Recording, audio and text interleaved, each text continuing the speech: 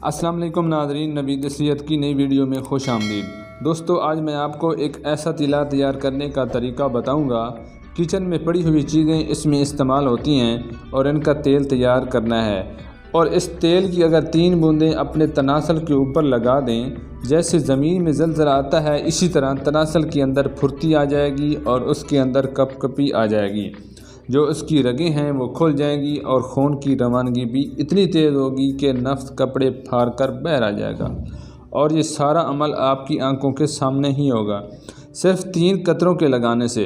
تو آئیے ویڈیو کو شروع کرتے ہیں۔ ویڈیو شروع کرنے سے پہلے گزارش ہے کہ چینل نوید صحت کو سبسکرائب کر دیں اور ساتھ ہی بیل آئیکن کو کلک کر دیں تاکہ صحت کے متعلق تمام تر ویڈیوز آپ تک بر وقت پہنچتی رہے۔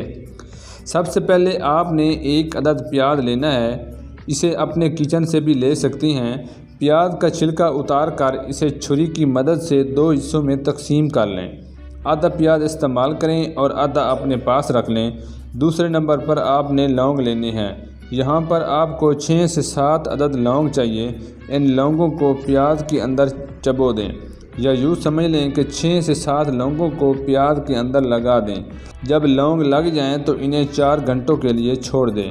3 سے 4 گھنٹوں کے بعد جو لونگیں ہیں وہ پیاز کا رس چوس لیں گی، انہیں نکال لیں۔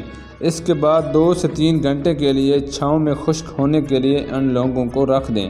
جب یہ خشک ہو جائیں تو ان لونگوں کو کسی ہون دستہ میں ڈال کر باریک پیس لیں، اور اس کے بعد زیتون کا تیل لیں، اسے کسی برتن میں ڈال کر چولہے کے اوپر چڑھا دیں اور اس میں لونگ کے پاؤڈر کو ڈال دیں۔